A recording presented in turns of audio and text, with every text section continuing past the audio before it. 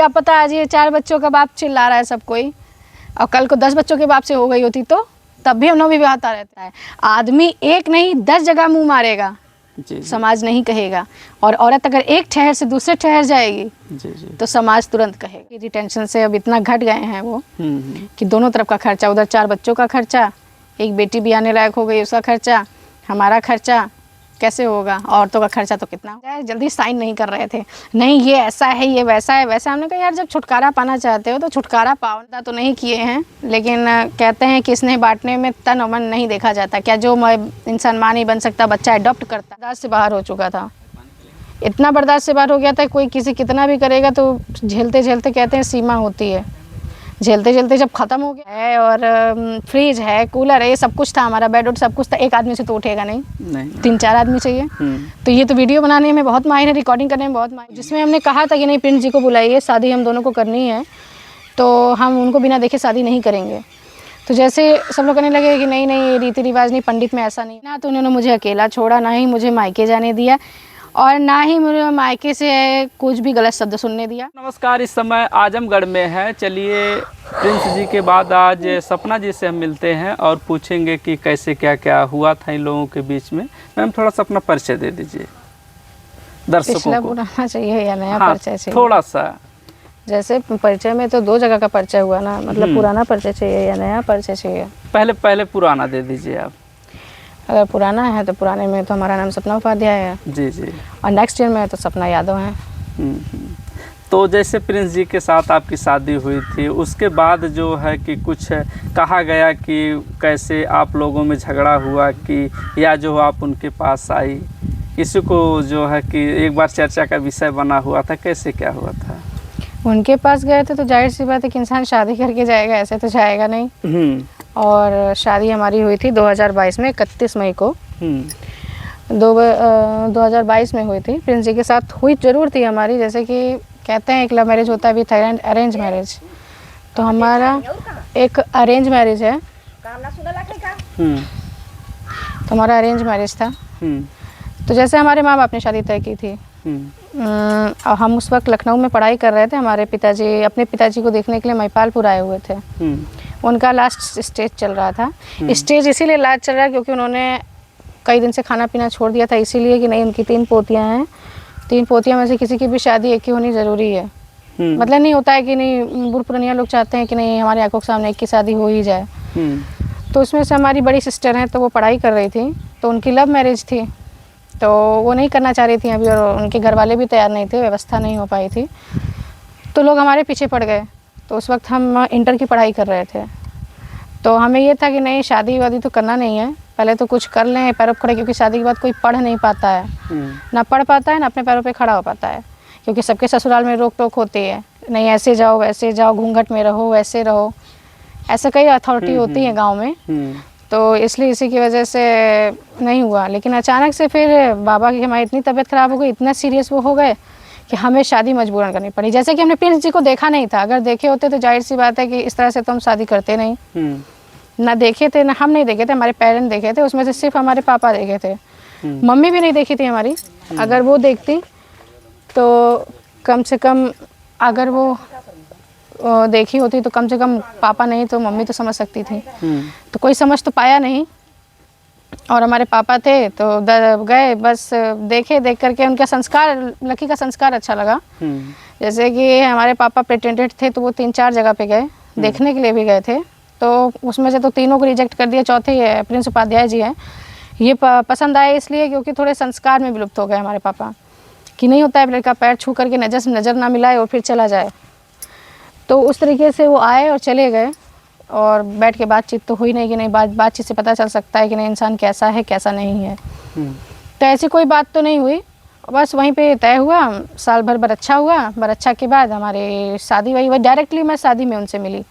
और मिली भी तो वो भी घूंघट में, भी नहीं होता है कि नहीं घूंघट में ना हो रिवादी, उस तरह से शादी हो जल्दीबाजी में। जो भी पैसे उस वक्त भी हमारे पापा के पास बहुत कम थे, जो भी था 1 लाख में 1.5 लाख में शादी हमारी निपटाई गई थी। तो जब हम यहाँ से फिर अपने ससुराल गए थे, तो जैसे विदाई तो नहीं सब मांग रहे थे, विदाई कहते हैं ना 3-4 दिन बाद होनी है तो ठीक रहता है, लेकिन ये लोग तुरंत विदाई मांग लिए हमारी।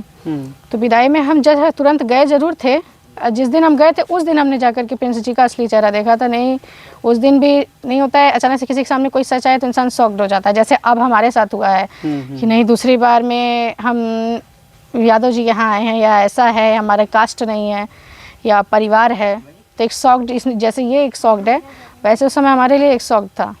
तो उनको देखकर हम शॉक्ड हो प्रिंस गए। जी का हमने इंटरव्यू बहुत किए, पहली वो बार मैंने हम देखा आपसे है। हमने मिला है, तो वह कह रहे थे, हमने जब उनसे पूछा कि आपकी शादी लव मैरिज थी अरेंज मैरिज थी, उन्होंने कहा कि देखिए हम दोनों लोग गए थे, देखे थे, आपस में बात भी किया नहीं था। नहीं, उनके मम्मी आई थी कप्तानगंज में, पंचदेव मंदिर है। अच्छा अच्छा। तो उस पंचदेव मंदिर में उनकी मम्मी, उनकी बहन ब्यूटी उपाध्याय और प्रिया उपाध्याय, ये 2 लोग आए थे हमें देखने। और जिसमें हमने कहा था कि नहीं, प्रिंस जी को बुलाइए, शादी हम दोनों को करनी है, तो हम उनको बिना देखे शादी नहीं करेंगे।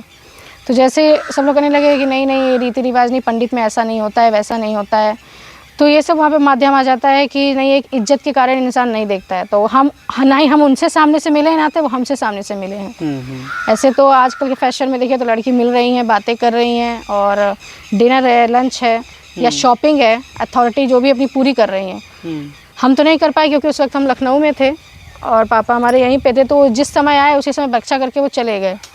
फिर साल भर बाद हमारी शादी हुई है, तो अब उसी में ना हम कभी मिले उनसे और ना ही कभी कोई बातचीत हुई हमारी। बस वही फ़ोन से जो बातचीत हो जाती थी, उतना टाइम हमारे पास नहीं था।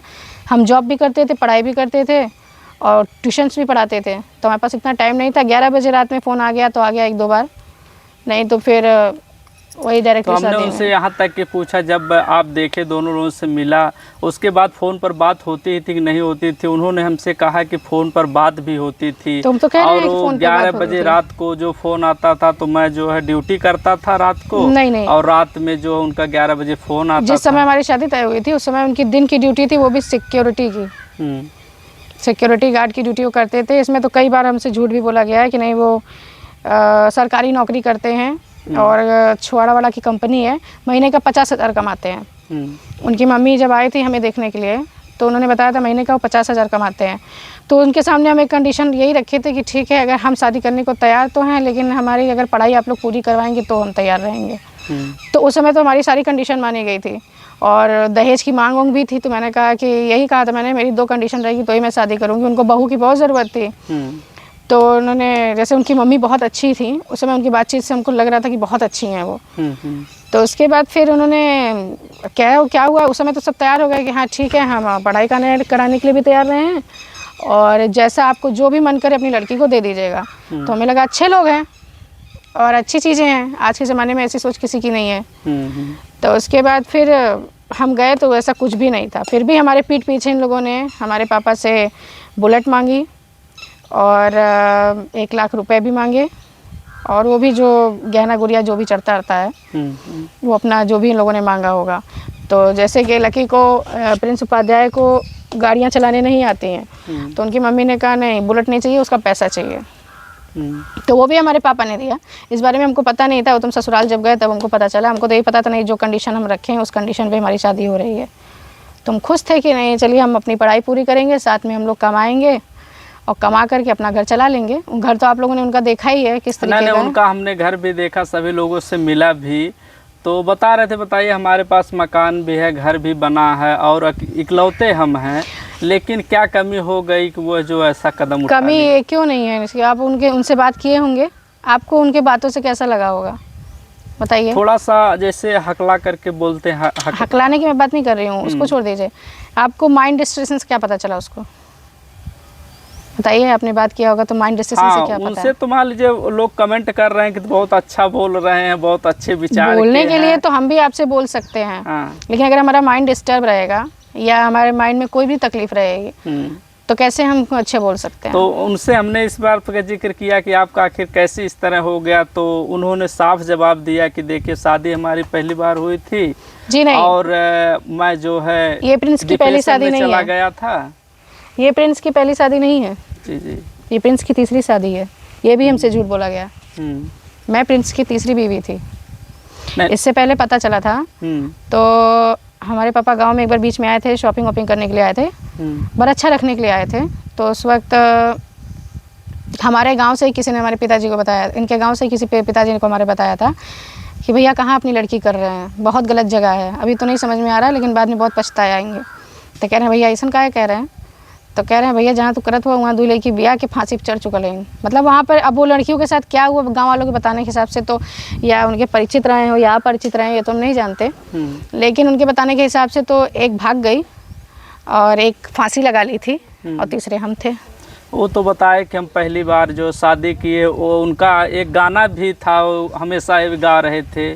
तो लेकिन इस बात का जिक्र आप ही कर रहे हैं कि तीसरी हमने शादी अब हमें जो पता होगा था, हम वही बता लेकिन सकते हैं वो ना। कभी भी जिक्र किसी के सामने ऐसा नहीं किए थे। वो ये बताइए, चोर चोरी करने से कहता है कि हमने चोरी की है? वो तो कभी नहीं कहेगा, कोई भी नहीं कहेगा। हाँ।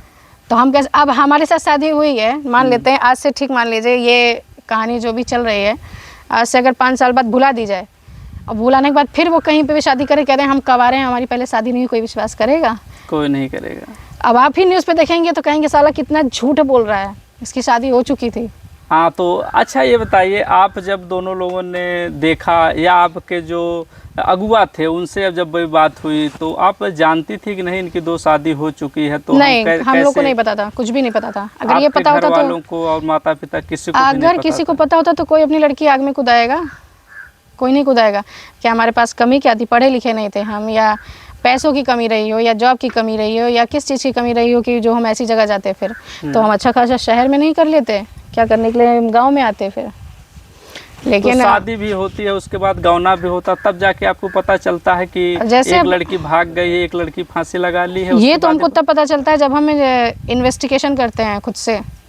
जैसे हमसे ये भी कहा गया था कि इनके पास 15 बीघा ज़मीन है, 15 बीघा ज़मीन है, एक मकान गाँव में है और एक का मकान इनका वही है। तो जब हम आए थे तो ये मकान तो था जिसमें प्रिंस वो करते हैं, इंटरव्यू देते हैं आप लोगों को। लेकिन जो दूसरा घर हमको बताया गया था, उस दूसरे घर के बारे में तो हमको कुछ पता नहीं था और कभी गए भी नहीं, चमरोटी में पड़ता है वो। और 15 बीघा की बात हुई थी तो 15 बीघा का जो खेत था ये झूठ बोला गया था कि उनके पास 15 बीघा का खेत है।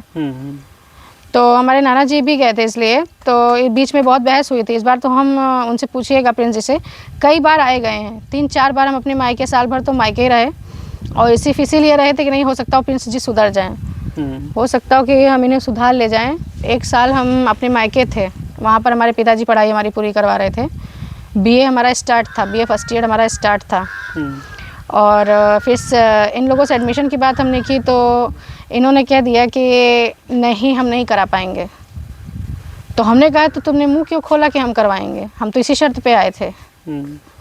तो कह रहे हैं नहीं, हमारे यहाँ रिवाज ये है कि शादी के बाद भी बेटियाँ अपने बाप के घर से पढ़ती लिखती हैं या खर्चा उनके बाप उठाते हैं। हमने कहा तो शादी किस लिए करते हैं, तुम्हारा मुँह देखने के लिए, या तुम्हारा मुँह देखने के लिए हम शादी करके आए थे? तो यही सब बातें उनसे बहुत कुछ हुआ था बीच में। और 4-5 बार तो हम वापस भी गए थे। एक बार हमारे नाना जी हमको विदाई करा कर ले गए थे, और एक बार तो हमारे भाई आए थे वो ले गए थे, और एक बार तो फिर उसके बाद हमारे पापा आकर ले गए थे।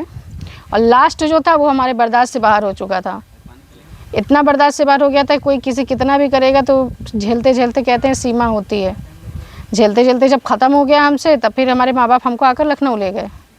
उस दौरान लखनऊ में जाते वक्त अकबरपुर में सीताराम हॉस्पिटल में हम एडमिट भी हुए थे।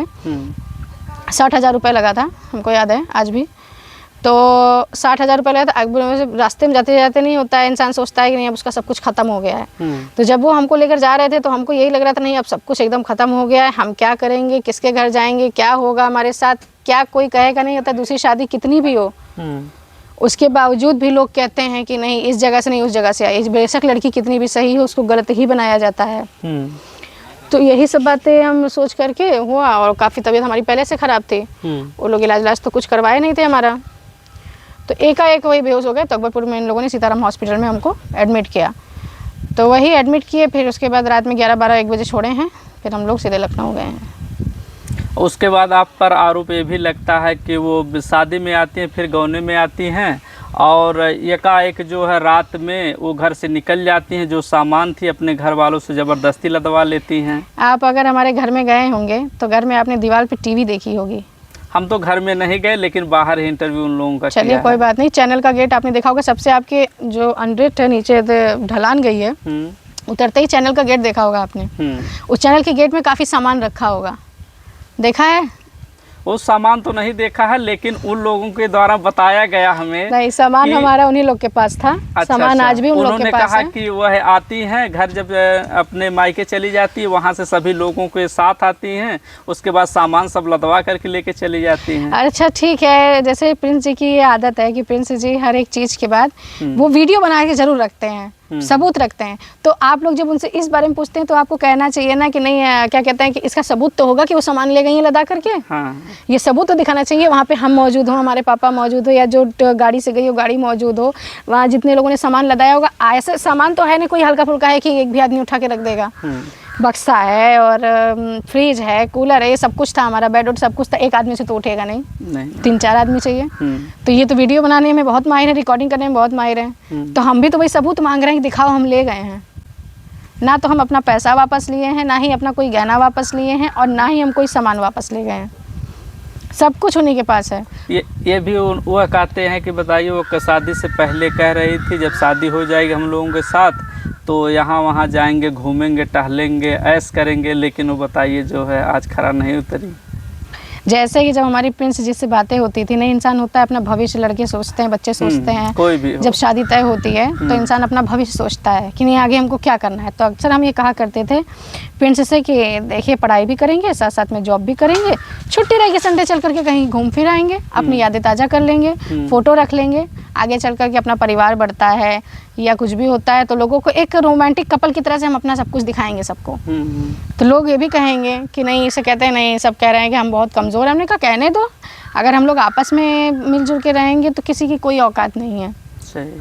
तो ऐसी बातें होती थी हम लोगों के बीच में, लेकिन ये कभी नहीं हुई कि नहीं घूमेंगे फिरेंगे गाएंगे। अरे यही करेंगे तो फिर अपना भविष्य कब बनाएंगे। भविष्य के बारे में हम लोग सोचा करते थे, हम उनसे अक्सर यही बातें करते थे। और उनकी आदत है वो चाहे जिससे भी बात करें, लगभग अगर एक बार वो लग गए तो जब तक उसकी जान ना खा ले उसको छोड़ नहीं सकते।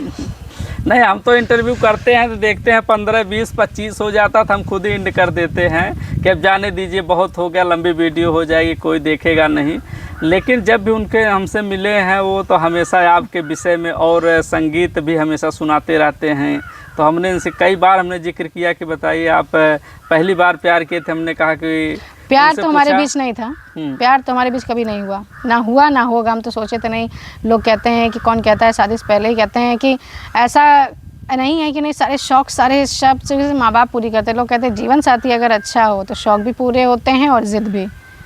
तो मेरी तो कोई ज़िद थी नहीं, बस शौक यही था कि नहीं मैं पढूं और पढ़ करके इतना कर ले जाऊं कि दुनिया आज के ज़माने में ये उंगली ना उठाए कि नहीं बहुएँ पढ़ नहीं सकती, या डीएम एसडीएम ज्योति मौर्य ने जैसा किया वैसा कोई करता है। तो मैं उस चीज़ को पीछे रखने के लिए मेरे दिमाग में था कि नहीं, एसडीएम ज्योति मौर्य को मुझे गलत साबित करना है कि सारी औरतें एक जैसी नहीं होती। तो लेकिन यहाँ से फिर सिलसिला कैसे चालू हुआ? तो बोले कि उनके साथ जाने लगी काम के लिए, और जो है उनके साथ फिर जो है क्या क्या सुनने को मिला साथ जाने लगे? जैसे प्रिंस जी ने बताया कि सुभाष जी के साथ वो जा रही थी नौकरी पर और उनके बीच दोनों लोगों के संबंध हो गया, वो लोग कोर्ट मैरिज कर लिए। हमें जो है 2 महीने बाद ही पता चला। ये कैसे शुरुआत हुई थी? ऐसा कुछ नहीं है, पहले तो हम किरण बालिका में पढ़ाते थे। पहले हमने पढ़ाई से शुरू किया। इस जल मिशन के बारे में हमें कोई ज्ञान नहीं था और ना ही हम इस बारे में जानते थे। तो जब हम गुजराती स्कूल में पढ़ाने के लिए जा रहे थे, इंटरव्यू हुआ था हमारा, तो मैंने उन्होंने कहा था हम फ़ोन करके आपको बुलाएंगे। उस बीच में प्रिंस जी ने हमसे कहा, वो नौकरी छोड़कर अपने आप से यहाँ आए थे। तो उसके बाद फिर यही बोला गया था थोड़ा शांत करवा दीजिए। तो उसके बाद जब बात हुआ तो ये सब बात हुई थी, तो उनके कहने के हिसाब से तो हम उसमें पढ़ रहे थे, गुजराती में पढ़ा रहे थे। तो उस बीच में गाड़ी उड़ी चलने की बात हुई थी। तो हमें प्रिंस जी ने कहा कि नहीं बहुत अच्छा है, जैसे तो उनको थोड़ा अगर कहना नहीं चाहिए लेकिन थोड़ा उनको पैसे की लालच बहुत है, थोड़ा लालची टाइप हैं वो लोग। तो पैसे की लालच प्रिंस जी को बहुत थी। कितना से कितना कमा लिया, स्कूल में कितना मिलता है 3 से 4? हाँ 3-4 हज़ार रुपये। हमारे लिए तो बहुत था, क्योंकि हमको अपना सिर्फ खर्चा देखना था और अपने पब्लिशर के 500 रुपये भी अगर हम अपने पास रखते तो हर महीने का 500 अगर इकट्ठा भी हम करते तो हमारे ऐसा बहुत हो जाता हमारे पास। तो उन्होंने कहा नहीं इसमें कुछ नहीं है, चलो जल मिशन में सिर्फ लेक्चरिंग देनी है, लेक्चर करना है। हमने कहा लेक्चर किस चीज़ का लेक्चर? तो कहने लगे कि यही बस साफ़ सफाई के लिए लोगों को समझाना है। हमने कहा तनख्वाह कितनी है? तो उन्होंने कहा 1 दिन का 500 है, महीने का 30,000। हमने कहा चलो ये भी ठीक है, अगर आपके साथ चलना है तब भी ठीक है। तो 4 दिन हम लोग चले, लेकिन ऐसा होता है ना कि नहीं, एक कमेटी में ज़रूरी नहीं है कि मियाँ बीवी चल सकें। तो शुरुआत में 4 दिन 5 दिन रखा गया साथ में उनके। उसके बाद फिर तब भी यही गाड़ी थी हमारी और यही ड्राइवर थे हमारे, तब भी ये थे। तो फिर बाद में हम लोग अलग हो गए, क्योंकि हमारे हस्बैंड कोऑर्डिनेटर बन गए थे। जो प्रिंस उपाध्याय थे वो कोऑर्डिनेटर बन गए थे और हम ट्रेनर ही रह गए थे। तो इसी की वजह से वो इतना भावुक हो गए कि नहीं, मैं कोऑर्डिनेटर बन गया। तो उनको जिस गाड़ी में भेजा जा रहा था कोऑर्डिनेटर बना के, उसी गाड़ी में वो चलते थे। हमारे में कोऑर्डिनेटर हमारे अनुराग सर थे, दूसरे कोऑर्डिनेटर थे और हम ट्रेनर थे। तो इसीलिए हम लोग दूसरे गाड़ी में चलते थे।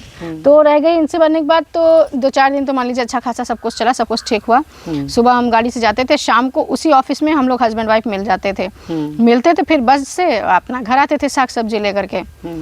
तो उसके बाद धीरे धीरे क्या होने लगा, उनको कुछ समझ में नहीं आया। मारना पीटना, झगड़ा, लड़ाई, ये सब कुछ होने लगा। आपके साथ करते थे प्रिंस जी? बिल्कुल करते थे। ये करने लगे, हमारे समझ में नहीं आया, नहीं ऑटोमेटिक इनको हुआ क्या है। अब कोई भी होगा, आप ही होंगे तो आप समझा सकते हैं, सिर्फ हमारे या उनके बीच में पढ़ नहीं सकते। नहीं। तो वही काम सुभाष यादव करते थे कि उनको समझाते थे, भैया देखो ऐसा ना करो, हमारी गाड़ी में तो मत करो, क्योंकि आप लोग हमारी जिम्मेदारी पे आए हो। अगर कुछ गाड़ी में से होता भी है या गुस्से में, और गुस्से वाले तो हम थे, या गुस्से में वो कूद जाएं या कुछ कर लें, तो जिम्मेदारी हमारे ऊपर आएगी। और जिम्मेदारी छोड़ दीजिए, मैं भी फंसूंगा, मेरी गाड़ी भी फंसेगी। तो यही सब समझाते थे। तो उनको भी गाली गलौजा देना, उनकी मोबाइल तोड़ना, हर एक चीज़ वो कर देते थे। तो उसके बाद भी इस पे भी हम लोग बहुत होते थे कि हमसे तो ठीक है, लेकिन औरों से क्या मतलब है। और अगर कोई भी होगा तो समझाएगा, जिसकी गाड़ी होगी उसकी जिम्मेदारी होती है कि आप अगर पैसेंजर लेके जा रहे हैं तो सही सलामत उस पैसेंजर को आपको छोड़ना है। उस बीच में कोई दुर्घटना घटती है तो ड्राइवर और गाड़ी की ही जिम्मेदारी होती है। ड्राइवर को ही पकड़ता है पुलिस, किसी और को नहीं। तो आप इस तरह से हरकत करोगे तो अच्छा लगेगा नहीं। तो उसके यही सब वजह थी। और फिर ऐसे ऐसे लड़ाई बढ़ती चली गई। पहले तो सब कुछ ठीक था, हमारे बीच बहुत अच्छा से था। हम बहुत समझा भी ले गए थे, हमको लग रहा था हम बहुत अच्छे से इनको सुधार ले जाएंगे और साथ में रहेंगे। कमी क्या थी, लंबे चौड़े तो थे ही, लंबे चौड़े भी थे। जहाँ भी लेकर जाते हमारी इज्जत ही होती कि नहीं, बेशक हो तो आदमी तो ठीक ठाक है। यही सोचकर हम उनको प्रिटेंड करते थे। लेकिन अब क्या है क्या नहीं, कहते हैं जब मेंटल डिस्टर्बिंग हो तो क्या कह सकता है कोई। और इतना ही लेकर के फिर हमारा तो एकदम सर घूम गया कि हम क्या करें। कई बार तो हम सोचे, माँ बाप से भी छिपाए हैं कई बार, लेकिन जब बर्दाश्त नहीं हुआ तो माँ बाप को बताना पड़ गया। अब माँ बाप भी यही है कि बेटा जो है उसको सहना है।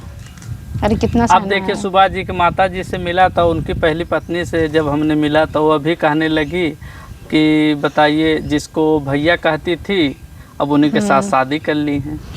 ठीक है, तो अब यही तो वजह है कि नहीं, अब अगर हम ही हैं, आप ही हैं, आप हमें देख रहे हैं, आप चाहे ठीक है, उनको तो जो समझ में उनको आया उन्होंने किया, हमारे हिसाब से कुछ गलत तो नहीं किया। हाँ, थोड़ा सा परिवार के बारे में बच्चों के साथ थोड़ा गर्व था, लेकिन अगर हम बच्चों के साथ रहते नहीं या बच्चों के साथ कन्वर्ट नहीं रहते। नहीं, उम्र का भी तो डिफरेंस है। कितनी उम्र होगी उनकी, आप उनसे पूछ सकते हैं कि उनकी कितनी, आपको कितनी लगती है, उनको देखकर बता सकते हैं। आप देखिए तो जगह जगह लोग अलग अलग उनकी आलोचना कर रहे हैं। कोई 50 कर रहा है, कोई 60 बता रहा है, कोई 70 बता रहा है। हाँ, यही तो कि उनके 4 बच्चे हैं जो है, और आप नवविवाहिता थी, उनके साथ चली गई। किनके? हाँ, तो जाहिर बात है, जिसके साथ शादी होगी जहाँ वो जाएगा वहाँ मुझे जाना है, चाहे वो 90। अच्छा, मैं ये सोच रही हूँ, बताइए, अगर मैं उस आदमी को छोड़ देती तो दूसरी बीवी के नाम पर अगर हमारे ही माँ बाप, या मान लीजिए हम और भी किसी से शादी करते, अगर किसी शराबी से हो जाती तो, या इससे भी ख़राब आदमी से हो जाती तो, इससे भी बुढ़े आदमी से हो जाती तो, तब दुनिया उंगली नहीं उठाती। क्या पता आज ये 4 बच्चों का बाप चिल्ला रहा है सब कोई, और कल को 10 बच्चों के बाप से हो गई होती तो तब भी हम नवविवाहिता रहते। तो क्या ये समाज हमको कहता है तब? नहीं, कहने के लोग कह रहे हैं कि अगर तलाक हो जाता दोनों लोगों में, और माता पिता की, आपके माता पिता की जहाँ वो लोग करते तहाँ आपकी शादी हो जाती, समाज में भी एक गरिमा बनी होती। और एक तो देखे तो आप ऊंचे कुल की भी हैं और यादव जी के साथ शादी कर ली हैं, तो थोड़ा सा इंसल्ट होता है ना। हमारे कुल में आपको बता दें, रामायण पढ़ी जाती है। रामायण में लोग किस कास्ट के थे? भगवान राम क्या थे, भगवान कृष्ण क्या थे? यदुवंशी थे। तो यदुवंशी बड़ा हुआ या उपाध्याय बड़ा हुआ? बताइए क्या बड़ा हुआ, यदुवंशी बड़ा हुआ या उपाध्याय बड़ा? लोग करने को तो बहुत कमेंट कर रहे हैं, लेकिन लोगों से अगर बात हम करें तो हम यही पूछ रहे हैं, भगवान कृष्ण की कितनी बीवियां थी? 108। समाज तब उंगली नहीं उठाता था। तो आज ये हो गया कि नहीं, अगर हम लोगों ने बच्चों को बिसराया होता, या इनके घर नहीं आए होते, या हम साथ में रहे ना होते, या मारपीट झगड़ा लड़ाई वगैरह वगैरह कुछ भी करते, या इनको हम चाहते तो छीन के भी ले जा सकते थे। वाह, यहाँ नहीं आते, मार खाने के लिए नहीं आते, लोगों की बातें सुनने के लिए नहीं आते, चाहते तो हम वो भी कर सकते थे, क्योंकि हमारे पास कोर्ट का कागज़ है और पूरी तरीके से कोर्ट हमारा साथ देता। लेकिन हमने ऐसा नहीं किया। क्यों नहीं किया? बस यही सोच के कि नहीं, परिवार जो है हमारे साथ, परिवार ने साथ नहीं दिया, लेकिन हमारा परिवार साथ नहीं दे पाया क्योंकि हमारे पास कोई सबूत नहीं था उसके खिलाफ, प्रिंस के खिलाफ। तो हम एक परिवार से क्यों सब कुछ छीने? हाँ, दूर रह कर के सब देख रहे हैं, कर रहे हैं, वो ठीक है, रह तो उसी घर में रहे, इस समय हम लोग अलग बना रहे हैं, खा रहे हैं, रहे एक ही घर में रहे। तो एक बात और कही गई लोगों से कि बताइए, जो है इनको छोड़ करके उनके साथ चली गई, और तो लास्ट में तो देखिए उनकी जब माता जी से जब तलाक हुआ तो उसके बाद प्रिंस जी ने हमें फ़ोन किया, कहाँ पर हैं, थोड़ा सा आज तलाक हो गया, उस पे विषय में जानकारी चाहिए थी। तो आप कह रही थी कि उनको कि ननद और सासू माँ और प्रिंस जी सच अच्छे नहीं हैं, उस पर क्या कहेंगी आप? उनसे हमने सवाल पूछा था तो बोली, उनकी माता जी बोली थी कि आप हमेशा झूठ बोलती हैं। मैं जी जी। तो उनकी माता जी कितना सच बोलती हैं? पूछा था आपने क्या? अगर मैंने झूठ बोला तो मैंने क्या झूठ बोला है, यही तो मैं पूछ रही हूँ उनसे, क्या झूठ बोला है? वो तो हलक उठाती हैं तो भी झूठ बोलती हैं, कहने को तो वो 100 नौरातम करती हैं। आज भी यादव जी मिलते हैं, जो यादव जी के लोग बदनाम करते हैं, तो यादव जी चाहते तो ए बुढ़िया, ए ऐसे करके बुला सकते हैं, लेकिन आज भी वो चाची पा लगी ये कहते हैं। क्यों? ये वही कह सकता है जिसके अंदर मैनर्स हो। उनके अंदर कौन सा मैनर्स है? कहने को तो पंडित हैं, कहने को तो लकी उपाध्याय बीएससी किए हुए हैं। मैं तो थक गई उनका सर्टिफिकेट मांगते मांगते। आज तक मैंने नहीं देखा कि उनकी सर्टिफिकेट क्या है। इतना बड़ा झूठ बोलने के बावजूद बोलते हैं कि मैं मेडिकल में काम किया हूँ, दवाओं को नाम भी गिना दिए थे बहुत। दवाओं का नाम अगर मैं कहूँ, आप अगर कह रहे हैं नहीं मुझे बुखार है क्या चाहिए, तो मैं भी बता सकती हूँ कि पैरासीटामोल खा लीजिए, दर्द है तो डाइकोप्लस खा लीजिए, ऐसा अगर करना हो, और सर दर्द है तो बाम लगा लीजिए, जुकाम है तो विक्स ले लीजिए। ये तो मैं भी आपको बता सकती हूँ। मेडिकल का सर्टिफिकेट तो होता है, चाहे वो 1 साल करे, चाहे 9 महीना करे, चाहे 6 महीना करे, इंसान के पास सर्टिफिकेट होता है। लगभग 30 से 40 हज़ार रुपये हम कमा रहे हैं। अगर वो 30 से 40 हज़ार रुपये कमाते तो मुझे कमाने की क्या ज़रूरत थी?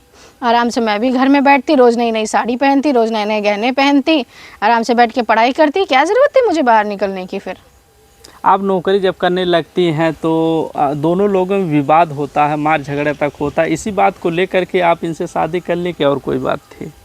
किससे? नहीं, ऐसा कुछ नहीं था। जैसे ये था कि बाहर तो जो करते थे तो शर्मिंदगी हमें महसूस होती ही थी कि नहीं, हम जो अंदर बातें अंदर हम जान रहे थे, आज समाज जान रहा है। तो समाज, हम जितनी जगह भी प्रोग्राम किए हैं, वहाँ का एक भी ऐसा कोई आदमी नहीं है जो ये ना कहा हो कि बिटिया दुनिया में यही मिला था।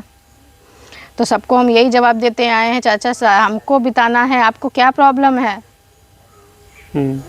हम सबको यही जवाब देते आए हैं। जहाँ भी हम जन्मिशन में करें, लछेरा गांव और वगैरह वगैरह, यहाँ से लेकर के पवई तक पता नहीं कहाँ हम लोग लालगंज तक गए हैं, जिसके भी, क्योंकि जिससे भी बात करते हैं ये नहीं जानते हैं कि नहीं, जो चीज़ हम अंदर अगर छिपा ले जाएं तो किसी को पता ना चले। लेकिन इनकी चिंता छिपाने वाली आदत तो है नहीं, झचकना इनको बहुत तेज आता है। अभी वकील के यहाँ भी झचक गए थे, तो क्या बताया जाए, जल्दी साइन नहीं कर रहे थे। नहीं ये ऐसा है, ये वैसा है, वैसा। हमने कहा यार जब छुटकारा पाना चाहते हो तो छुटकारा पाओ ना, क्या ये वैसा ऐसा कर रहे हो? फंसाना होता तो बहुत पहले तुमको हम फंसा देते। ये जब तुम हमारे साथ ये सब कर रहे थे, पुलिस स्टेशन चले गए होते तो चमड़ी उधर गई होती तुम्हारी। लेकिन हम नहीं गए, यही सोच करके नहीं, हमारे माँ बाप की इज्जत जब बाहर चली जाएगी तो हम क्या करेंगे। लेकिन ये नहीं पता था कि मजबूरी अब हमारे सामने इतनी बड़ी खड़ी कर देंगे कि हमको किसी और से शादी करनी पड़ जाएगी और उसके साथ आना पड़ जाएगा। तो जब हमारे सामने इतनी बड़ी मजबूरी खड़ी हुई है तो इससे क्या कर सकते हैं। इसीलिए तो मैं कहती हूँ कि अगर लड़कियाँ जब भी शादी करें तो हमारे जैसी बेवकूफ़ी ना करें। मिले ज़रूर, बेशक कितना भी माँ बाप मना करें, चाहे अब तो चोरी से मिलिए, चाहे जैसे मिलिए, लेकिन एक बार उससे मिल लीजिए फिर शादी तय करिएगा। ऐसे नहीं। अब तो हम ये कहेंगे कि नहीं, माँ बाप से बिल्कुल भी माँ बाप की बातें ना माने, जब तक खुद लड़के से मिले ना, उसे 2-4 बार मिलिए, बातें करिए, अपने बारे में सोचिए, उसके बाद ही शादी का डिसीज़न लीजिए। ऐसे नहीं, ऐसे करेंगे तो आज हम हैं, परसों कोई है, कल कोई हो सकता है। आज एक सपना है, कल दूसरी सपना भी पैदा हो सकती है। आज एक सुभाष से कल दूसरा सुभाष भी पैदा हो सकता है। तो इसके बारे में हम क्या बता सकते हैं, इतना ही बता सकते हैं। कोर्ट में कह रहे थे कि हम बार बार जाते हैं, वो आती ही नहीं है। कोर्ट में? हाँ। किस कोर्ट में? जो तलाक का जो कागज आप लोगों का था। कोर्ट में मैं भी गई थी, सुभाष यादव जी भी गए थे। वो तो लास्ट वाले में आप लोग गए थे, फोटो भी आया था सामने देखने ग्रीन साड़ी को। में आपने फोटो हाँ, देखी हाँ, होगी। फोटो हमने देखा जो है, लेकिन वो जितनी बार हमने उनसे मिला हरदम कह रहे थे हम कोर्ट में जाते हैं, चक्कर 4 महीने से लगातार में लगा रहे हैं, लेकिन वह जा नहीं रही हैं, हमसे तलाक भी नहीं ले रही, दोनों लोग साथ में रह रहे हैं। बाय द वे, अब इसी में आप देख लीजिए, मैं आपको क्या बताऊं। अभी हमारे वकील सर थोड़ा बिजी है ना, मैं वकील सर की बातें आपको सुना देती। प्रिंस उपाध्याय जी से हमारा तलाक भी हो चुका है। अब सिर्फ हमें 5 तारीख को डेट मिली है, अपने पेपर्स जा करके लेना है। हमारा अपील डाइवोर्स का हो चुका है। और ऐसा हुआ ही नहीं है कि हम कभी डीएससी ऑफिस नहीं गए हों या कोर्ट में नहीं गए हों, हम लगातार गए हैं। बल्कि वो नहीं आए हैं, अपनी मम्मी को भेजे हैं। एक बार तो मैं अपनी मम्मी को भी बहुत मुश्किल से मना करके लेकर के गई थी साइन करने के लिए डीएसपी ऑफिस में। और बाकी तो हम और सुभाष जी तो बराबर गए हैं, बल्कि सुभाष जी को नहीं जाना चाहिए था। हमको डर लगता था कि नहीं वो कब क्या कर देंगे, लेकिन फिर भी वो गए हैं हमारे साथ। तो इसीलिए देखे कि हमने एक बार बात भी किया कि ऐसा ना हो, समाज हमें भी कहने लगे, गाली भी देने लगे कि एक ही तरफा न्यूज़ चल रही है और एक तरफ आप जा कर के उनका नहीं पूछ रहे हैं कि आखिर क्या क्या है। आप जैसा कि बताया कि 2 शादी प्रिंस जी की हो गई थी, जैसे हमें सुनने में आया था, और तीसरी शादी आपके साथ हुई थी। और मारने और पीटने वाली जो बात आपने बताया कि दोनों लोगों में झगड़ा विवाद होता था, ये भी उनके द्वारा हमें कभी नहीं बताया गया। अगर आपको यकीन ना हो तो आप कभी भी प्रिंस जी के सामने थोड़ा सा बात खाली छेड़ दीजिए, ऐसी कोई छेड़े, उसी पे आप बहस करते रहिए, तब भी आप खुद प्रिंस जी का रूप देख लेंगे कि सच क्या है झूठ क्या है। बस 10 मिनट तक उनसे थोड़ा तवा जाइए, आपको पता चल जाएगा कि वो किस तरीके के आदमी हैं। फिर आप कहेंगे कि नहीं वो जो की सही की। बेशक आज लोगों की दुनिया की नज़र में हमने गलत किया है, और हम तो ये कहेंगे कि तुमसे मोहब्बत तो नहीं थी, लेकिन सुभाष यादव से हमारी बहुत मोहब्बत है। और हम कह सकते हैं कि हम मोहब्बत के ही ज़रिए से आ गए बस। और तुमसे तो शादी होने के बाद भी मोहब्बत नहीं हुई, लेकिन उनसे तो शादी होने के बाद भी मोहब्बत हो गई। और रखा कैसे जाता है एक बीवी को, उनसे सीख लो पहले, उसके बाद बताना। हम 10 ही रुपये में ठीक रहते हैं, लेकिन फिर भी उनके साथ रहने पे तो मुझे कभी सोना भी नसीब नहीं हुआ। और आज तो हम सोने में भी हैं, पूरा सोने से भी हैं, सोने से भी लदे हुए हैं, खाने पीने से भी लदे हुए हैं। हाँ, एक छोटा सा मकान कच्ची मिट्टी का है, वही मिला है। भगवान ने चाहा तो वो भी हो जाएगा, वो भी सुभाष यादव पूरा कर लेंगे, हमें उसकी कोई दिक्कत नहीं है। और सुभाष यादव का साथ जैसे हम पहले दिए हैं, लक्की का साथ हम जैसे पहले दिए हैं, वैसे सुभाष जी का भी साथ देंगे, चाहे वो अब नौकरी करनी पड़े या कुछ भी करना पड़े, इसमें कोई वो नहीं है। जैसे आपने बोला कि रामायण की हम बात मानते हैं, राम लक्ष्मण और कृष्ण जी को मानते हैं, इसीलिए रघुवंशी के साथ हमने शादी कर लिया। लेकिन आज का जो समाज है वो कहीं भी इससे राज़ी नहीं है, कह रहा है कि बताइए ब्राह्मण हो करके इस तरह से कदम उठा ली, क्या जो है ब्राह्मण में लड़के और नहीं थे? अगर कहा जाए कि अगर हम शौक़ से शादी करते तो ब्राह्मण में लड़के बहुत थे। ये शौक़ से तो शादी हुई नहीं थी। हमारी शादी तो ऐसे हुई जैसे कहते हैं चट मंगनी पट ब्याह। ठीक, मंगनी तो नहीं हुई, ब्याह जरूर हो गया अचानक से। मंगनी तो नहीं हुई, लेकिन ब्याह जरूर हो गया हमारा। आखिर क्या ऐसी मजबूरियां आ गई कि आप दोनों लोग, उनके भाई साहब के तो 4 बच्चे भी थे, जो है समाज कह रहा है ना। जैसे उनकी मम्मी ने भी इंटरव्यू बनाया, तो इसके लिए हम यही कहेंगे आप सुभाष यादव जी से इसके बारे में पूछ सकते हैं। इसमें हम कुछ इन्वॉल्व नहीं कर पाएंगे, क्योंकि हमारी बात लोग झूठ मानेंगे। सुभाष जी की मम्मी जी से हमने मिला था कि मम्मी जी आप समझाई नहीं अपने लड़के को कि आपके 4 बच्चे हैं, जो है बच्चियां जो है सयान हो गए, शादी करने योग्य हैं, तो आपने ऐसा कर उन्होंने कहा कि बाबू सुभाष ठीक हैं, लेकिन आपको दोषी मार रही थी। 2 महिलाएं और थी, उनको हम पहचानते नहीं कौन 2 महिलाएं और थी। प्रधान जी की अम्मा थी। अब कौन थी हम नहीं पहचानते, लेकिन उन्होंने जो है आपको ही बुरा भला कहा। कहते हैं अगर लड़की थोड़ी सी चू भी करती है ना, तो समाज उसको गलत करता है। आदमी एक नहीं 10 जगह मुंह मारेगा, जी, समाज नहीं कहेगा। और औरत अगर एक ठहर से दूसरे ठहर जाएगी, जी, तो समाज तुरंत कहेगा। तो बड़ी बात आपने वो कह दी, बहुत बड़ी बात है ये बहुत बड़ी बात है। इस विषय में हम भी बहुत सोचे थे कि नहीं हो तो गई, संभालेंगे कैसे इसको हम लोग। बहुत से लोगों का सामना करना पड़ेगा, बहुत से लोगों का जवाब देना पड़ेगा, बहुत से लोगों की बातों का जवाब देना पड़ेगा। इसका हम लोग क्या करेंगे, क्या सोल्यूशन निकालेंगे।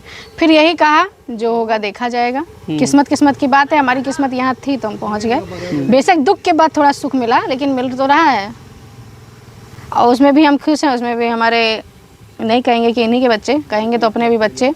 बेशक हम तन से पैदा तो नहीं किए हैं, लेकिन कहते हैं कि स्नेह बांटने में तन और मन नहीं देखा जाता। क्या जो इंसान माँ नहीं बन सकता, बच्चा अडॉप्ट करता है, तो क्या वो अपने बच्चा खून से पैदा करता है? नहीं। अडॉप्टेड बच्चा भी तो कई तरीके का होता है। जैसे लोग कह रहे हैं कि नहीं उनके साथ चली गई, उनके साथ चली गई, तो यही हम पूछ रहे हैं, जब किसी कोई माँ नहीं बन सकता तो बच्चा जब हॉस्पिटल से अडॉप्ट करता है तो उसको नहीं कहता? क्यों नहीं कहता? ज़रूरी नहीं है कि खून के रिश्ते सब कुछ हो। हाँ, अब हमारा खून का रिश्ता हो गया, जब आगे हमारा आएगा तो उसके बाद हम आप लोग को बताएंगे और दिखाएंगे भी, अपनी निशानी भी दिखाएंगे। ऐसी कोई बात नहीं है। निशानी के समय हम फिर याद करेंगे आप लोगों को। 1 मंथ है हमारे में अभी, उसके बाद हम आप लोग को फिर याद करेंगे और फिर आप लोगों को दिखाएंगे। और इसको कहना है वो कहता रहे। कहते हैं हाथी चलता है, कुत्ता भौंकता है। जिसको भौंकना है वो भौंके, हम तो अपना काम कर रहे हैं। हाँ, जो सच था वो हमने कह दिया, बाकी लोगों की मर्ज़ी इसको सच माने या झूठ माने, उससे हमें कोई फ़र्क नहीं पड़ता। लेकिन हम इतना ज़रूर लड़कियों से कहेंगे कि जब भी जो भी शादी करिए या शादी का ख्याल भी आ रहा है तो एक बार प्लीज़ उस चीज़ को सोचिए और विचारिए, उसके बाद ही शादी करिए। और बिना मिले तो बिल्कुल भी शादी नहीं। बिना मिले, बिना बात किए कोई शादी मत करें। इस तरह से तो बिल्कुल भी नहीं कि नहीं मम्मा ने तय कर दिया, पापा ने तय कर दिया, भाई ने तय कर दिया, चाचा जी ने तय कर दिया, छुट्टी हो गया। और कहने को तो लकी भी हमारे रिश्तेदार में चाचा लगते हैं, तो चाचा से शादी कौन करता है? हमारे तो चाचा से भी शादी हो गई। वो तो भैया थे, वो तो फिर भी अलग बात थी, वो तो हमारे चाचा थे। हाँ, वो तो बार बार सुनने को मिला, उनके साथ जा रही थी और उनको भैया कहती थी। वो दूसरे कोई नहीं, इनके आप बता भी दी परिचय, तो प्रधान जी की माँ का नाम आपने नाम लिया, उनकी भी माँ कह रही थी बताइए, जिसको भैया वो कहती थी उन्हीं के साथ शादी कर ली। तो कह तो रहे हैं, कहने को तो लकी भी हमारे चाचा लगते हैं, तो चाचा से शादी कौन करवाता है? तो वो तो फिर भी भैया लग रहे थे, लेकिन वो तो फिर भी हमारे कास्ट के नहीं थे। वो तो हमारे पंडिताना में भी थे, हमारी रिश्तेदारी में ही हमारी शादी हुई है। जो हमारे अगुआ थे वो हमारे जो पापा जी हैं उनकी बुआ के समधी हैं। तो अगुआ ने बताया नहीं कि 2-2 बार शादी हो गई है, आप क्यों ऐसा अब ये कह तो रही भगवान ही हैं? जाने कि क्या सच है क्या झूठ है। जो हमको सुनने में आ रहा है वही हम आपको बता सकते हैं। कहीं ऐसा तो नहीं छोड़ने का रीज़न आपका बना कि हम ऐसे ही कह दें कि 2 शादी हुई है और जो है कि हम इनके साथ शादी अगर ये होता तो आपको सोचना चाहिए कि जिस रात मैं आई थी, जिस रात मेरा गौना हुआ था, उसी रात मैं छोड़कर जा सकती थी, या उसके अगले महीने छोड़ के जा सकती थी, या मुझे पता चला तो मैं तब भी अपने माँ बाप से कह के छोड़ के जा सकती थी। नहीं तो नौकरी भी नहीं करती, उनको संभालने की कोशिश भी नहीं करती। यहाँ तक कि प्रिंस जी को ना पहनने का, ना खाने का, ना पीने का, किसी चीज़ का कोई मतलब नहीं था। खाना भी सिखाया, पहनना भी, जैसे छोटे बच्चे की कोई देखभाल करता है ठीक उसी तरीके से। इसके लिए तो हम अपने मायके भी गए थे, तो हमारे मायके में भी हमको बहुत शर्मिंदगी महसूस हो रही थी। लेकिन यही होता था कि नहीं, जब हाथ थामा है तो निभाना तो है, दूसरा कोई तो आएगा नहीं निभाने। यही सोचकर हम फिर भी एक शर्म होती है, लेकिन फिर भी कोई हमें शर्म नहीं। वही चीज़ हम सुभाष यादव जी के साथ भी करते हैं, आप पूछ सकते हैं, चाहे कुछ भी हो। पहनने के तरीके पे भी हम वही करते हैं उनके साथ, खाने के तरीके पे भी वही करते हैं उनके साथ। तो वो हमको कहते हैं इकट्ठा ठुसा दो, हम कहीं इकट्ठा खा लो, फिर पता नहीं कब हाँ, क्योंकि नौजवान हो जाए 2-2 पत्नियां जिला। अरे ऐसा कुछ नहीं है कि नौजवान हो जाएंगे वो फिर से। नौजवान की बात नहीं, जैसे ये ना कह सकें कि हाँ। नहीं, हम कह रहे 2-2 पत्नियां अब हो गई हैं जो है ना, इसीलिए अगर खाए पिए रहेंगे तभी तो। नहीं, ऐसी कोई बात नहीं कि नौजवान हो जाएंगे खाने पीने से। लेकिन एक होता है ना, पहले की हैबिट अच्छी थी, टेंशन से अब इतना घट गए हैं वो कि दोनों तरफ का खर्चा, उधर 4 बच्चों का खर्चा, एक बेटी भी आने लायक हो गई उसका खर्चा, हमारा खर्चा कैसे होगा? औरतों का खर्चा तो कितना होता है, कितने पूजा पाठ रीति रिवाज पता नहीं क्या क्या होता है, तब जाकर के एक औरत को एक आदमी रख पाता है। फिलहाल तो हम लोग ने नहीं सोचा, हम तो ये सोचते थे चलो जो होगा देखा जाएगा। रूखी रोटी, अरे नमक रोटी तो मिलेगी कि वो भी नहीं मिलेगा, नहीं मिलेगा, पानी पी के सोएंगे। ऐसे तो हम लोग ने आजमगढ़ में बहुत अच्छे दिन गुजारे हैं, भूले नहीं हैं हम लोग। हाँ, देखिए ये भी कह रहे थे लोग कि इनकी जो पहली मैडम जी थी वह कहती हैं कि वो जा कर के पिज्ज़ा खा रहे हैं, क्या क्या नाम भी ले रही थी वो जो है पिज्ज़ा। तो जैसे कि ये होता है कि नहीं, और हमारे साथ कभी ऐसा नहीं किए। और जब हमने उनसे पूछा कि आप शादी करने वाले हैं तो उन्होंने कहा कि देखिए उनसे जो है कि ऐसी ऐसी बोली हैं कि उनके साथ हम नहीं रह पाएंगे, आप ही के साथ रहेंगे। क्योंकि इनकी पहली जो पत्नी थी, हमने इंटरव्यू उनका किया था, उनसे बात हुई थी तो उन्होंने हमसे बताया था। ऐसा नहीं है। जैसे जो इनकी पहली पत्नी है वो भी काफ़ी अच्छी हैं, कहा जाए तो नाजुक दिल की हैं, थोड़ा नाजुक दिल की हैं, व्यवहार उनका अच्छा है। बाकी कोई भी हस्बैंड ऐसा करेगा तो जाहिर सी बात है डांटा जाएगा, मारा जाएगा, जो भी है, लेकिन वो मारने में भी कतराती हैं। है तो ठीक ठाक, कोई दोष नहीं है। और रह गई ये पिज़्ज़ा के बर्गर की बात, तो गांव के लोग पिज़्ज़ा बर्गर कौन जानता है, वो कौन सा जानते थे, वो तो हमारे जरिए जान गए। हम शहर के थे, अब जैसे सुबह 7 बजे हमारा जाना होता तो सुबह हम अपने घर की जिम्मेदारी निभाते थे, तो हम खा पी नहीं पाते थे, तो दोपहर में हम अगर रुकते थे तो जैसा पैसा हमारे पास व्यवस्था होती थी वैसा हम खाते थे। 50 रुपए का तो पिज़्ज़ा आता है, वो भी प्रेस वाला, वही हम खा लेते थे। जैसे हमारे पास सुविधा होती थी पैसे की तो हम खाते थे। अब हम खा रहे हैं, अगर आप हमारे साथ हैं तो हम आपको पूछेंगे नहीं, बताइए। उसमें से अगर आपने खा भी लिया तो हमारा क्या बिगड़ गया, और नहीं तो हमने पुण्य कमा लिया। अब देखिए दोनों लोग आप साथ में ही रह रहे हैं गांव में, पहले आजमगढ़ में आप लोग दोनों लोग हाँ, थे, इस समय तो दोनों लोग गांव में रह रहे हैं, तो किसी बात को लेकर झगड़ा टंटा तो नहीं होता है आप लोगों में? जैसे हमसे तो नहीं करती हैं, बाकी अपने उनके हस्बैंड हैं, जैसा भी हो, करें या ना करें वो तो बच्चे को तो देख करके आप जो है कि 2 आंख तो नहीं कर रही हैं? पूछ लीजिए, बच्चे आपके सामने हैं, हम कोई 2 आंख नहीं करते। हाँ, छोटे बच्चे बड़े, थोड़ी बड़ी वाली बेटी है, थोड़ा गुस्सा है अभी, देखते हैं कब तक गुस्सा, आज नहीं तो कल मान जाएगी ही। थोड़ा तो बेटी के क्या हो तो शादी हो जाएगी, वो चली जाएगी। सही है आपका, यही बेटा है आपके सामने है, पूछ सकते हैं आप। कोई हम 2 आंख नहीं करते, जो सामान हमारे पास आता है वही सामान उधर भी जाता है। पैसा है तो हमें भी ला कर देते हैं, और नहीं है तो नहीं लाएंगे, ना इधर लाएंगे ना उधर लाएंगे।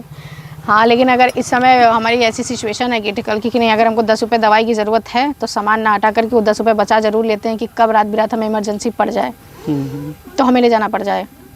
बाकी बेटों में बच्चों में हम कोई फ़र्क नहीं करते। इनकी एक बेटी और है बीच में, 2 बेटियां हैं, एक तो सयान हो गई है, अभी एक हो गई 8-9 में पढ़ रही है, और बेटा है तो 6-7 में पढ़ रहा है। लास्ट सवाल हम करेंगे कि उनके में कमी क्या थी और उनकी में अच्छाई क्या है?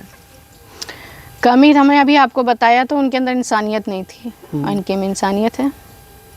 उनके में प्रेम नहीं, इनके में प्रेम है। इंसान 2 ही चीज़ तो करता है, या तो इंसानियत करता है या तो प्रेम देखता है, यही देखता है। धन दौलत तो कोई, अगर यही चीज़ देखना होता तो मैं इतना तो उसको लुटा कर आते नहीं।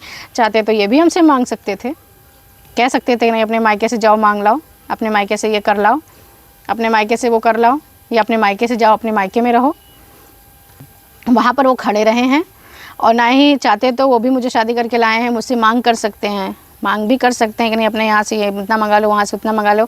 आज भी अगर किसी चीज़ की इमरजेंसी पड़ जाती है, कमी पड़ जाती है, तो ये नहीं कहते कि हाँ समझो यहाँ से पैसे मंगा लो। वो चाहे जैसे भी करते हैं, उधार लें, बाड़ी लें, या अपना जो भी सिस्टम बनाए, जैसे भी बनाए, वो अपना करते हैं, हमसे नहीं कहने जाते। और हमारा फ़र्ज़ रहता है कि अगर ये मुझे 5 रुपये दे रहे हैं तो मैं 5 रुपये बचाती हूँ, ताकि कल को अगर वो निकल भी रहे तो उनके जेब में डाल देती हूँ। उसके लिए मैं डांट भी बहुत खाती हूँ कि ये काम मत किया करो। हम कहे क्यों ना करें, 4 लोगों में खड़े हो गए, अभी कोई मिल जाएगा तो कहेगा भैया मिठाई खिलाओ, भैया चाय पिलाओ। ये तो एक औरत का वो होता है कि नहीं, एक औरत डाल देती है। ऐसा हम प्रिंस जी के साथ भी करते थे, वो भी अगर बस में जा रहे हैं तो 20 रुपये भाड़ा में रखती ज़रूर थी, तो 20 रुपये उनके जेब में ज़रूर डाल देती थी कि नहीं कब कहाँ पे कोई कह दे कि नहीं भैया पान खिला दो, कहीं सिगरेट पिला दो या कुछ कर दो, तो उनको करते तो ठीक। उसी तरह हम सुभाष जी के साथ भी यही करते हैं। तो इंसानियत तो प्रेम देखे हैं, वही आए हैं, कह तो रहे हैं। उन लोगों ने तो इतने डिमांड की, इन्होंने कोई डिमांड नहीं की। आज हम कहीं के भी नहीं हैं, जैसे कह सकते हैं ना, हमारे माँ बाप भी गुस्सा हैं, हमारे ननिया और भी सब कोई गुस्सा है। हाँ, रिश्तेदार जितने लोग हैं सभी आपसे नाराज होंगे। किसी के हम नहीं जा रहे हैं, ना ही हमारा कोई वास्ता किसी से रह गया।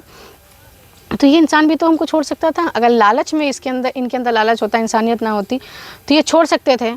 कह सकते थे कि नहीं बड़े बाप की बेटी हो, जाओ बड़े बाप के यहाँ से लेकर के आओ, या ये भी कह सकते थे तुम्हारा खर्चा हमसे नहीं उठेगा, या ये भी कह सकते थे कि नहीं तुम जाओ अपने घर से इतना लेकर के आओ तब हम रखेंगे। ऐसी सिचुएशन में भी छोड़ सकते थे। जैसे कि कोर्ट मैरिज में तो जो होता है कि भाई लड़की अगर अपने खुद कदम आगे बढ़ा दी है तो उसमें तो माता पिता का नहीं दायित्व होता उनको कुछ दिया जाए, लेकिन जब माता पिता राजी खुशी शादी करते हैं तो जितना भी होता है सामान्य वो दी जाती है। जैसे मान लीजिए कोर्ट के मैरिज के हिसाब से तो आप ठीक कह रहे हैं, लेकिन अगर ये मुझसे ऐसा कहते हैं तो मुझे मजबूरन में चाहे रो दो के चाहे जैसे भी अपने माँ बाप से कहना पड़ता कि नहीं फिर मेरा ही जीवन खतरे में। ऐसे कोई भी माँ बाप अपने बच्चे को अगर देखता तो इस चीज़ के लिए उससे कह सकता था, और वो चाहते तो हमें टॉर्चर भी कर सकते थे, कह सकते हैं कि हमने एहसान किया है या ये किया है वो किया है, कह सकते थे, लेकिन ऐसा कुछ भी नहीं है। आज के महिलाओं को और लड़कियों को क्या संदेश देंगी आप? हम आज की महिलाओं को, लड़कियों को यही संदेश देना बहुत सबसे ज़्यादा, लड़कियों को तो खासकर, कि अगर आप लव मैरिज कर रहे हैं तो आप तो बातचीत कर रहे हैं, मिलजुल रहे हैं तो ठीक है, लेकिन अच्छे से करें और देख ठाक के करें। और माँ बाप से और औरतों से भी हम यही कहेंगे कि अगर अपनी बेटियों की शादी आप तय कर रहे हैं तो पूरी जानकारी के तहत लड़का कैसा है, गांव कैसा है, उसका रहन सहन कैसा है, परिवार कैसा है, कैसे लोग हैं, उसके बाद ही शादी तय करें। और लड़कियां भी बिना खुद से देखे, बिना जांचे अनजान लड़कों से शादी ना करें, पूरी तरीके से जांच लें, उसके बाद ही शादी को करें। क्योंकि शादी जो है वो एक बार होती है, 10 बार नहीं। एक बार जो समाज के सामने होती है उसको बहुत अच्छे तरीके से देखा जाता है, लेकिन जब दोबारा आप करते हो तो समाज के सामने आप कितना भी सही हो, लड़की हमेशा गलत ही बनाई जाती है, कभी सही नहीं बनाई जाती। आज उसी पद पर हम हैं, लोग आज हमको गलत बता रहे हैं, लेकिन आज नहीं तो कल वो लोग जब खुद की बेटियों पर बीतेगा, खुद की बहनों पर बीतेगा, तब वो लोग समझेंगे। जब तक किसी के ऊपर बीतता नहीं है तब तक कोई समझता नहीं है। जो हमारे साथ हुआ, हम तो कह रहे हैं भगवान ना करें किसी के साथ हो, लेकिन हम ये कहेंगे कि नहीं हो इसीलिए हो कि नहीं ये लोग समझ सके कि नहीं उस लड़की ने जब इंटरव्यू किया होगा या उसने ऐसा कदम उठाया होगा तो उसने क्या सोच के उठाया होगा, या उसके ऊपर क्या बीती होगी, इतना टॉर्चर वो कैसे बर्दाश्त की होगी, और कैसे जाकर के उसने ऐसा कदम उठाया होगा। माँ बाप से भी गई, सबसे गई, परिवार से भी गई, सबसे गई, लेकिन सिर्फ उस आदमी ने हाथ थामा रहा है। और मैं यही कहूँगा, ये जो भी लड़का है थोड़ा सुभाष यादव बनने की कोशिश करें। हाँ, बेशक थोड़ा ये है कि वो थोड़ा परिवार से है, उसके लिए हम नहीं कहेंगे, लेकिन अगर कुंवारे हैं थोड़ा सुभाष यादव बनने की कोशिश जरूर करें, थोड़ा इंसानियत रखें। और किसी की लड़की आप ब्याह करके ला रहे हैं तो अपनी पूरी जिम्मेदारी, घर परिवार रिश्ते नाते तोड़कर आपके साथ आती है रहने के लिए, तो उसको समझे, उसके हालातों को समझे, उसके मन को समझे, उसकी सिचुएशन को समझे और उसका साथ बहुत अच्छी तरीके से निभाएं, ताकि ऐसा न हो सुभाष जी, अब तो तलाक भी हो गया है प्रिंस जी के साथ और उनके साथ आप रह रही हैं, ऐसा ना हो कि 2-3 साल तक आपके साथ अच्छे से रहें, उसके बाद ये भी आपको निकाल दें, तब आप क्या करेंगे? कौन? सुभाष जी।